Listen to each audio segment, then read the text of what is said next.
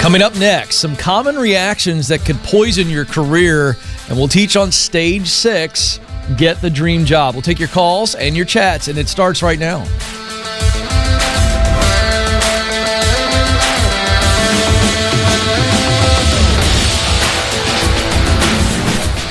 I'm coming to you live from Ramsey Studios in Nashville, and you are joining a conversation about who you are, what you were created to do, where you want to do it, and how to get there. It is about your purpose, which means this show is really not about you. It's about your role, your contribution. See, when you are filling the role that you were created to fill, the payoff is you fulfill your purpose because you're giving yourself away. We believe that every man and woman was created to fill a unique role. That means you are needed and you must do it.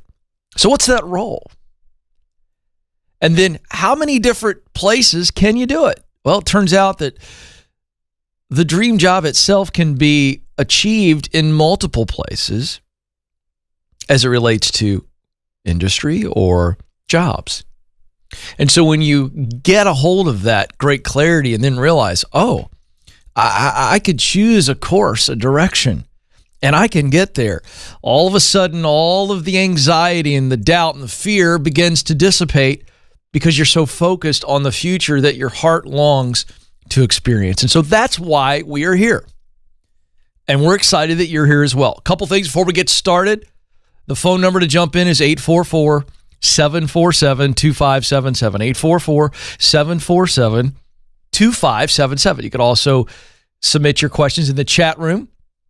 Fire away. They need to be short, sweet, to the point, or else jump on the phone. Many times we've had men and women come out of the chat room and call in because their question was more complex than that would allow, but it is a great opportunity. So we'd love for you to engage that way. Also, in just a few moments, we're going to get to a couple of great emails in our Momentum Monday, some updates from people that are making progress. We opened up this opportunity for you to send an email to the program, ask@kencoleman.com, so that we can share your momentum with others, whether it's small, mid-size, large momentum, it doesn't matter. All momentum matters here on this program because it matters to you and it will matter to others. They will be encouraged by your momentum. So we've been getting a bunch of these emails, so we're going to give you a couple today that will, in fact, encourage you. So let's talk about some reactions that can poison your career. You know, the idea here is that when we are proactive, we're going to be better off. But if we live life in the state of reacting, it can really hurt us. And I saw this piece from Forbes, great article. Going to go through a few of these. We talk a lot about these, but again, this was a good call out. And I said, you know what, I want to share this with the audience. One of them is jumping to conclusions. My gosh, am I bad at this? Oh, we all are. All right. But the idea here is that you will assume something, and when you assume something, it comes with all of the emotions attached around the assumption, whether, again, it's a positive thing, a negative thing, a fearful thing, a doubtful thing, whatever that assumption is, and the emotion that comes with that assumption, all of a sudden, because the emotion is so strong, that we tend to forget for a moment that it's an assumption. It's not fact yet. The very idea that, well, I assume this is going to happen, well, your assumption may turn out to be correct, at which point it is a fact. But until we get the fact, it is an assumption. And remember, that doesn't mean it's the truth. Another one is the catastrophic forecasting. Oh my gosh, do we live in times like this? It just, you know what? Look, the media and experts, they all want to get your attention. And so it's always the worst forecast possible. It just is. And we do the same thing. And so if you've got a really negative prediction, or how about we go back to the assumption from the previous point? If you have a really negative assumption, ask yourself, where's the evidence here? Good question for all of us. If somebody tells us something, we read something, is it an opinion piece, or is there hard and fast evidence to prove the assumption or the conclusion? Boy, this is a good one. I remember early on in Stacey and I's marriage, we did some marriage mentoring with an older couple who had been married longer than us. I said, be very careful about the all or nothing statements. And I remember we heard that. We said, well, what do you mean? And they were like, well, you always do this, or you never listen to me. Oh, for one, that puts a person in a very, very defensive position because it's not true. They don't always do it. And so be very careful how we do this in the workplace as well. Another one is labeling. Don't label yourself. Don't label others. Don't blame. Blaming's the next. Don't blame people. Don't blame everything else. Don't blame a customer. Don't blame circumstances. Don't blame the economy. Don't blame anybody. We get into a situation of blaming. What happens is we unintentionally take the power from ourselves, the power to do something positive, the power to do something to change it. Oh, we blame, and it becomes a big excuse as to why we didn't do anything, aren't doing anything, or can't do anything. That's why you don't want to blame. So, quick review there. Those are some things those are reactionary behaviors, reactionary thoughts that can absolutely stunt your growth. And if you're not careful, if those become reactionary patterns, negative habits, it can stop your progress altogether, complete stop. And if you're never aware of it, can keep you from restarting. 844-747-2577, 844-747-2577. We'll get to the phone shortly. But Joe, our first batch of Momentum Monday, and tell you folks what this is. We just decided, as a team, we get a lot of emails and social media posts during the week of people just saying, hey, we're making some progress. It's not the dream scream. They're not ready to say, hey, I'm living the dream, I'm in the dream job, but they are making progress. And we really appreciate those notes. I know Joe and I get excited every time we see him. Joe sends them to me. And my favorite Joe phrase, by the way, and Joe has got a lot of phrases. But my favorite is when he'll send an email, like the couple I'm going to read, and he'll forward them to me from the general email box, and he'll say, this is why we make the donuts. And it's really good.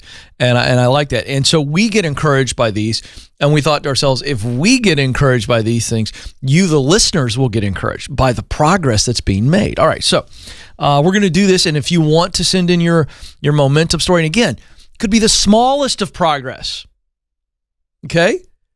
But it'll do you good to say, hey, Ken, I'm making progress, and we can share them. And by the way, this has nothing to do with making Joe and I feel great and sending me a thank you note. Because as I say every time, you did this. I didn't do anything. Okay, you are the ones, whether or not you're inspired or equipped by something that a caller says or that I say, you still got to do something with it. So while I appreciate the kind words, that's not what this is. This is not a, hey, listen to how awesome the show is. That's not what we're doing. All right? So anyway, here we go. Jeff writes in, and he said, I was recently laid off, but it was the best thing that happened to me. And looking back at everything that has taken place in the last few months, I wanted to share with you. I took the Should I Quit My Job quiz at your website, and it was an eye-opening experience for me. The test results showed how disconnected I was from the job. I then took the initiative to discuss my job issue with my close friends and family and respected professionals within my professional network. I updated my resume using your resume guide and sent it through several sites. I started to get positive response from future employers and scheduled video interviews. As I strengthened my interview skills and started to feel more comfortable on camera, I kept applying more, and the unthinkable happened. I walked into my work for a scheduled shift and was one of several who were laid off. I was relaxed and professional during the layoff process and just smiled. Because of Dave Ramsey's teaching on money, I had an emergency fund in place, and because of your teaching, I knew that I could get a job. It took a little bit of time, but now I have scored a great new job in a management entry level. Way to go, Jeff. Tamika writes in, Hey, Ken, a couple of months ago, I called the radio show asking for advice on whether I should quit my dead-end job. and move in with my mother and focus on changing careers. You advised me with no hesitation to make the move if I had at least 6 months of money saved or a way to pay my bills. I made the move in March 2020, passed the test. I needed to get certified in my new field on June 30th, 2020, and was offered a position in my new field on August 3rd, 2020. I will be making more money than I was at the job I left, and there's room for growth. As I write to you, I'm crying tears of joy. Way to go, Tamika. Oh, Jeff and Tamika are shining examples today. And again, this is our Momentum Monday. If you're making any progress at all, email us, ask@kencoleman.com, and put Momentum Monday in the subject line. Ask@kencoleman.com and put Momentum Monday in the subject line. And remember, this isn't just, we do want to give you the atta-girl or the atta-boy broadcasting pat on the back, if you will, but it's really about other people hearing, hey, people are making progress and how you make progress. We love the details about what you did. 844-747-2577. Steve is going to start us off in Fort Worth, Texas. Steve, you're on the Ken Coleman Show. How you doing, Ken, today? Steve, I'm living the dream. What's going on? Hey, I'm just kind of going through a rough patch in life, and just, I'm 50, and I'm burned out in life and burned out in my career. And I found my passion early on in life and was not able to, it was aviation. And due to my physical ailments, I wasn't able to get my instructor, the FAA, to give me my ticket. So ever since then, it's been second fiddle, trying to find my different, a second passion in life and trying to figure out what to do next. Yeah. And I've spent most of my time trying to figure out how to get out of what I've been doing for all my life. For the past 10 or 15 years, I got burned out a long time ago. Yeah. And so now it's at the point where my body's just physically giving out on me, and I just don't know why I get up in the morning anymore. Well, Steve, I'm glad you called, because I'm going to tell you, the reason you get up every morning is because we still need you. And you still got a big, big role to play. And I understand you're down and discouraged, but let's start with that. And I'm really glad you called, because I know times are tough. I know you're at a tough physical place, which means you're in a tough emotional place, and then the professional's not helping either. But I'm telling you, hang in there a little bit longer. Hang in there a little bit longer.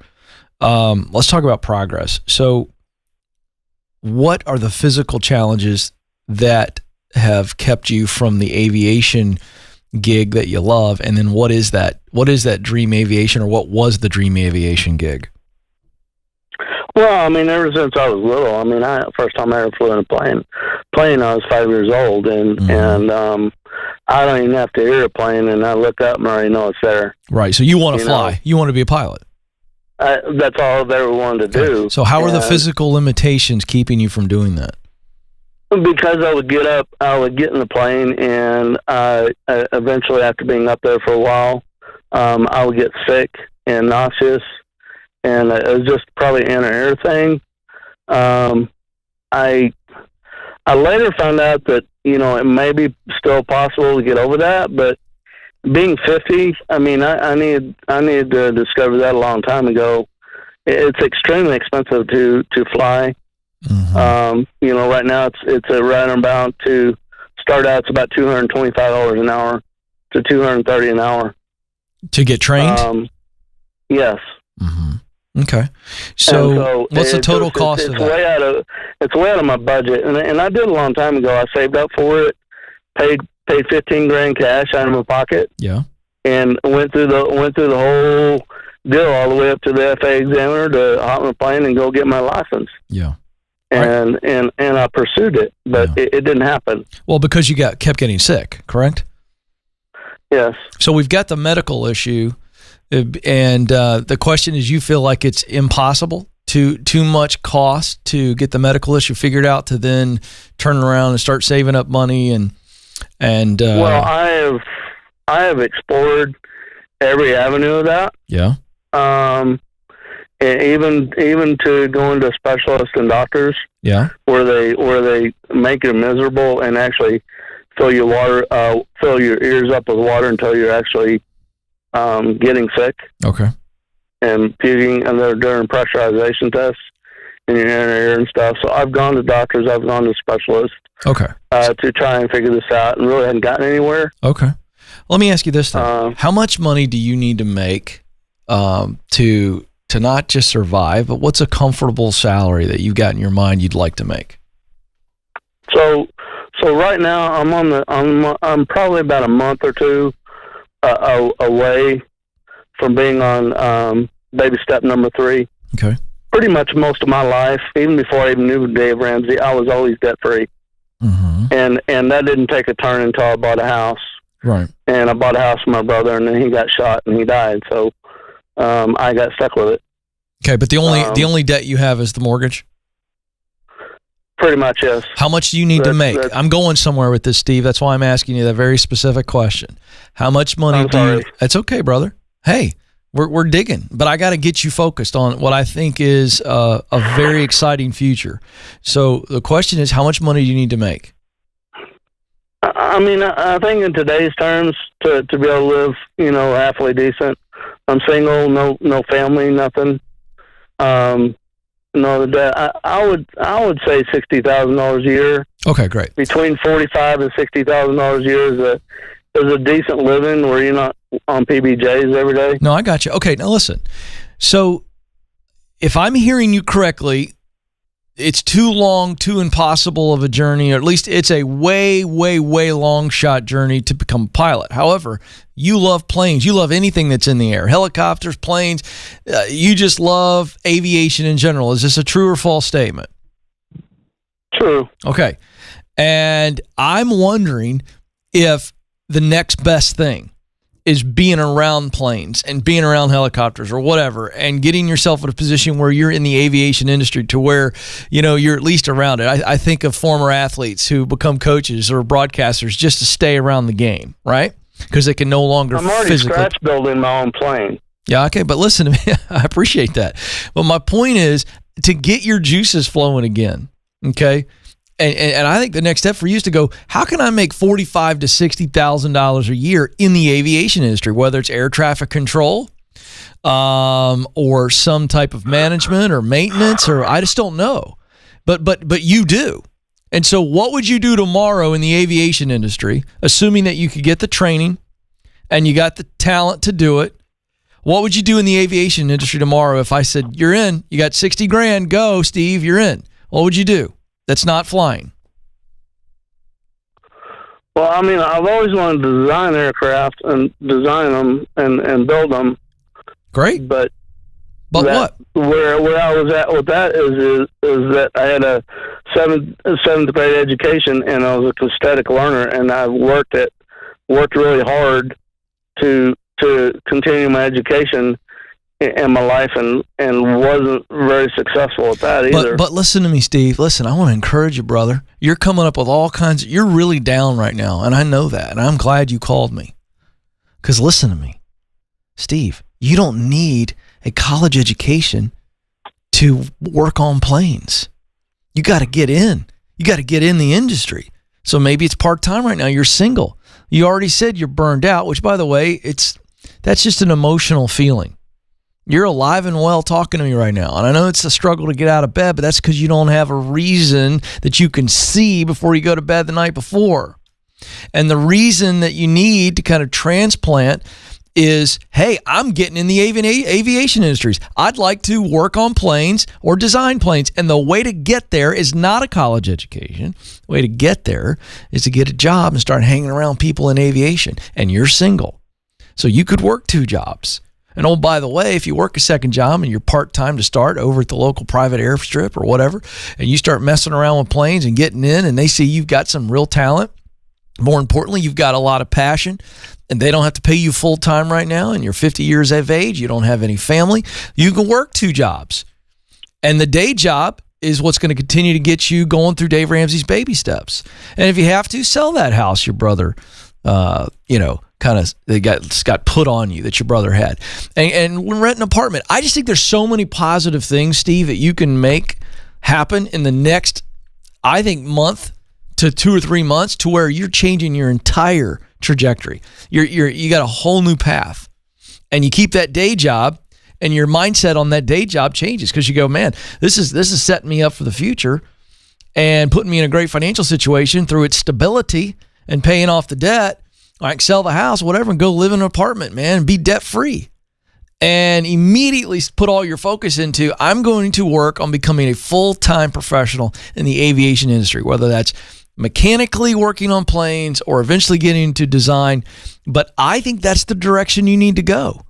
And you'll love being around the planes. And then what if 5 years from now, Steve, you're rocking financially and you're willing to give the medical test a go? And then maybe you go, you know what, for the next 10, 15 years, I'm going to fly helicopters, or I'll fly small planes, or I'll fly crop dusters. I mean, dude, if you want to get up in the skies, I still think there's a way. But instead of thinking about how impossible it is to get there, which is where you've been, I want you going, how can I just be around aviation? And I think that's your focus. And you can get there, Steve. I absolutely know you can. You're in great shape financially. The only debt you have is the house. And you know you can do things to help out in the aviation industry. Go. Get in proximity. Amanda, let's make sure we get him a copy of the proximity principle if he doesn't already have one. 844-747-2577. How does Steve get there? By literally doing what the proximity principle says, which is, in order to do what Steve wants to do, get around people that are doing it and in places where it is happening. He becomes a gym rat, if you know that phrase, like always in the gym shooting hoops. Joe, he's always around the aviation people. In fact, Joe, I'm going to bring you in on this because I want, Steve knows what to do, but I want people out there listening to hear the truth behind the proximity principle. All right. Now, the reason I'm bringing Joe in is because Joe is not current, but he's a licensed pilot.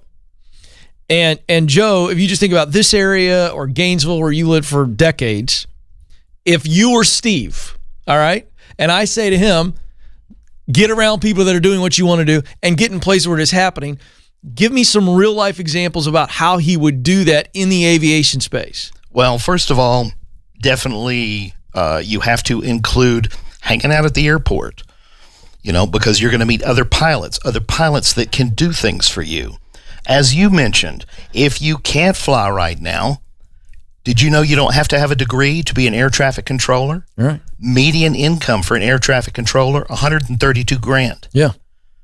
Yeah, and he's looking at planes all day long. And you've got time to learn. Yeah, if he wants to get into airplane maintenance. Yes. Hanging around the private airstrip. So they're going to find out who's working on planes, whether it be mechanically or fabrication or, fixing panels and things like that. Exactly. Yeah. Proximity. Yeah, that's it. So that's where you go hang out and you start meeting people. Right? And in Steve's situation, he is 50, but he's also not looking for a full-time job. So it's a lot easier for Steve to get in. And he's also single, by the way, because he didn't have to worry about wife and kids going, hey, where are you, Dad? Oh, Hubs, I need you here at the house. That's perfect, cutting the lawn. Steve. Go. So I want y'all to understand this is not an overly simple truth here. It's just very practical. 844-747-2577. Nice job, Joe. Let's go to Corey next, who is in Peoria, Illinois. Corey, you're on the Ken Coleman Show. Hey, Ken, thanks for taking my call. Sure. How can I help? So I read through your guide for the interviews, and I was wondering, would that still apply if the interview process that you go through is the Rutan interview process? Explain that to me. The Rutan process? Yeah. I don't know. It's kind of it's a cold type of interview. You sit in front of a panel of at least two people, and it's just questions and answers, and they record everything you say. It's like there's no personality in it. It's a cold process. Okay, so there's no interaction with the panel. They're going to ask one question and sit there and watch you answer it. There's no back and forth. Right. I've never heard of that before. If they ask you additional questions that they haven't already predetermined, they're required to ask every candidate the exact same question. Oh, I got you. Okay, yeah. Well, sorry I hadn't heard of that. That's interesting. I've just never heard the term. I've certainly heard of that style of interview. I just never heard it called Rutan. But anyway, here's the point. What I teach in How to Win the Interview is just as relevant to the Rutan interview as it is any other interview. The reason is It's because you have to be prepared for either interview, either style, or any style of interview. And the idea is you're prepared. The only difference is you're not getting a chance to ask any questions back, right? So that's the difference. But you still got to be prepared for the questions that you're going to get. And you got to think through it. And you do as much preparation as you can. You know what I mean? It's kind of like studying for the college entrance exams. You have a general idea of the type of stuff you're going to be asked. You're not 100% sure. And you prepare. And you still have a lot of confidence. It's being taped, so you still want to have all that positive body language. You know, you want to present really well, look sharp. You know, you want to stand out in how you speak, and how you act, and how you look. That's pretty much the rundown. That's what I teach. And so everything's the same. The only difference is you don't have to prepare for questions that you're going to ask, not in that format. But that's the only difference. Appreciate the call. 844-747-2577. For those of you that are new to the program, we got new people coming in all the time. What he's talking about, Corey's talking about, is one of our free Get Hired guides. There's 3 of them. One is the the resume guide, which gives you an actual template after we teach you how to do a resume that really stands out. Number 2 is how to win the interview. That's preparing you so that you perform really well in the interview. And then the 3rd Get Hired guide is the Touchpoint Timeline. And that is, how do you follow up after the interview so that you stand out and come across as a really classy individual? He's talking about how to win the interview guide specifically. So you guys can go check that out. It's absolutely free. And I can't tell you how many tens and tens of thousands of people have emailed us and said, wow, this really helped us. 844-747-2577. All right, we're going to keep on rolling along here. To the chat room we go. Jenny writes in, how can I discover and clarify the talents that I have? Okay, so Jenny, this is not all on you, so I'm going to start with that. You also want to get feedback from people who know you really well, but will also be a truth teller. So they're not going to just say things to make you feel good, even though they care for you. You want people who care for you, who know you well, and will speak honestly to you.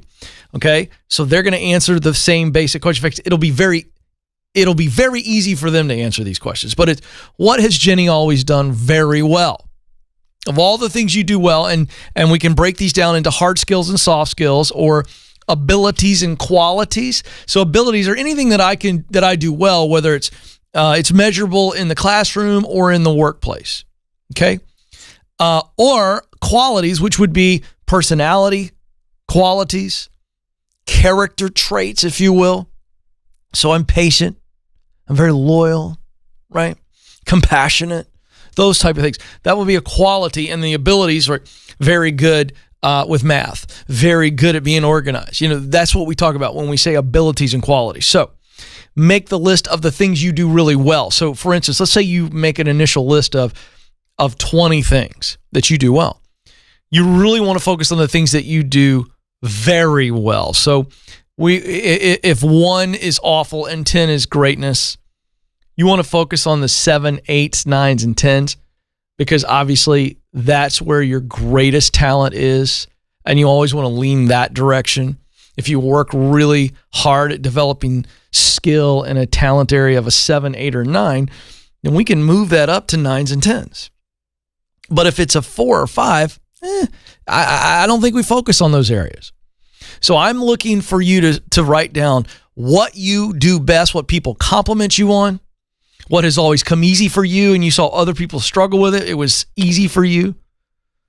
So think of things like that. And this is not that difficult if you're truly able to be honest with yourself and go, hey, I've always been really good at this. So think school, sports, other extracurricular activities, and think of those things. And then go get the feedback. Take your list and take it to those people I mentioned at first, and they're going to either inform you of more things that you didn't think about, or they're going to verify and say, that list is right, or they're going to clarify and go, I don't think you're as good in that as you think. And we want that because we don't want to be delusional. All right. Jake writes in, when an interview says, tell me about yourself, what should I say? Oh, I love this question. Now, again, go get the How to Win the Interview guide because we prepare you for questions like this. But tell me about yourself. All right. Now, the challenge here is If you haven't thought through this question and you are thinking through it, and I'm going to walk you through what to say. But if you don't do this, people start with a biographical wandering answer. Well, I was born at a young age. And then they just start kind of going, well, what pops in here, what pops in here? And all of a sudden you've got this long, disjointed answer that's essentially a really bad biography, as opposed to what is it they want to know? And I'm going to tell you how to answer it based on this. What they want to know is, can you help them win? That's what they're looking for. So when they say, tell me about yourself, you need to go, what about myself will help them decide that I'm able to help them win? Oh, so that changes the answer. So then you're going to say something like, well, and start with talents. You know, this is what I've always done best. I'm this, this, and this. This is my top talent. The second thing is I really love this type of work. And I'm passionate about results of my work that look like this. Use the talent, passion, mission. I got a talent, passion, mission framework, the indicators that we teach. I just hit me. I was like, I've never answered this question this way. I'm telling you right now, that when we teach that'll help you go, how do I answer that question? Because that's what they want to know. They want to know, are you a good fit here? And if your answer and tell me about yourself shows them that this job that you've showed up for is allowing you to play that unique role, fill that unique role that you were created to fill, and you're in your sweet spot, answer it that way.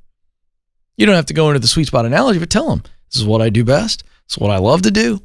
And these are the results that matter deeply to me. You could throw in a little bit of maybe biographical, I'm one of 3 kids or whatever, a little on the front end or something that's interesting so they feel like there's a connection to you. But get right into what you do best, the work you love to do, and the results of your work that matter deeply to you. That's what they want to know. That's what they're looking for. And by the way, what a nice, concise formula for a tight answer. So they go, oh, Jake seems like a really good fit based on that answer. Let me dive deeper with Jake. And that's what we want. That's what we want. All right. So we've been teaching through, we started last week. There are 7 stages that I have walked through and that I have identified for you, the audience, that is the clear path to meaningful work, to working like no one else, to being like the men and women that I say get to a point where they are showing up every Monday on fire, on mission to do work that fires their soul up. And that's not a whole lot of people in this world, sadly. We're trying to make it more. And so we've been walking through the stages. Stage 1 is get clear. Stage 2 is get qualified. Stage 3, get connected. Stage 4, get started. Stage 5, get promoted. Stage 6 is where we're at today. Get your dream job. So as you are getting promoted and you are moving up the ladder, you have seen the top of the mountain. That's what we refer to as our dream job. And we're climbing and we're getting closer and closer and closer. At some point, we reach the summit. And I remember when we first put this clear path together, it was like, is this it? And instinctively, I just said, no, this is not it. Because I'm in my dream job. I am in stage 6, but I'm also in stage 7, which we'll teach on tomorrow. What's beyond get the dream job? We'll talk about that tomorrow. But this idea of when I get to the dream job, I'm essentially looking at the opportunity. Now let's pull out of the mountain climbing analogy, right? And for just a moment, okay? And let's assume that we've got some options in front of us, okay? And so when we look at that and we go, okay, this is the top of the mountain, but there are multiple ways to get there. So now we're going to come right back into the mountain climbing analogy. So we look at it and we go, okay, this is the summit, but I can get up this way, I can go this way, or I can go this way. What's the best path, right? That's what you would do if you were climbing. Right now, in this situation, we go, are there multiple dream jobs? Yes. Yes, there are. So when we look at this, we go, okay, first question we have to ask is when we get really, really close and it looks like we've got an opportunity for the dream job, it's been offered, or we're now feeling like, oh, I've identified one, but is it a dream or is it a mirage? That's the first question. Is it a dream or a mirage? I'll never forget being a kid, Joe, and it was in elementary school when I first found out what a mirage was, and it was in the form of a cartoon, right? or maybe some bad TV show. I can't remember.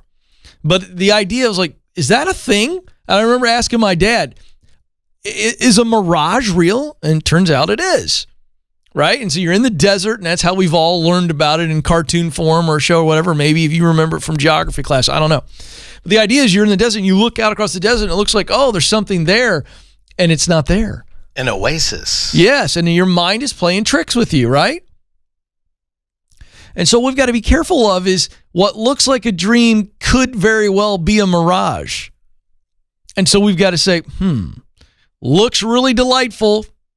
Let's make sure this is not a mirage. How do we do that? We're going to look at 3 things, okay, to really determine whether or not it is the dream job or a dream job.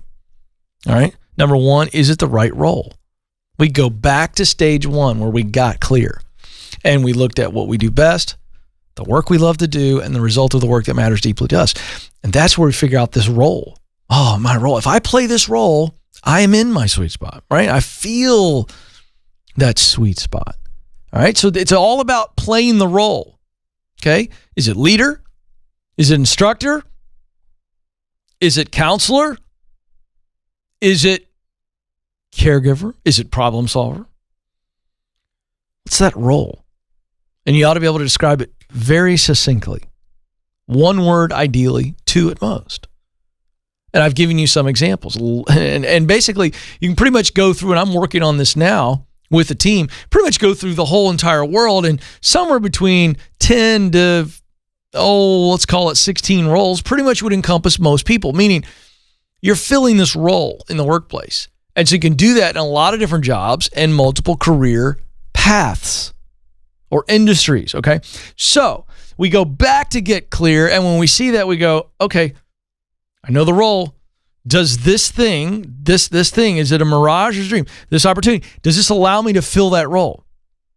Okay, that's the first question. Second question, is this the right culture? Oh my gosh, I can't tell you how many people we've had call the program and say, I took what I thought was my dream job, and on paper it is my dream job, but I'm miserable. And we always find out it comes down to poor culture, toxicity. You can be in your dream role, the role you were created to fill, feeling like you're in your own sweet spot, but everything around you is miserable. And that can happen. So we really want to make sure that it's a sustainable culture, meaning that they've thought about this. They're really thinking about a healthy culture, not just it looks good on the surface and they tell you all the right things and it's good for about a year and then all of a sudden the honeymoon goes away. No.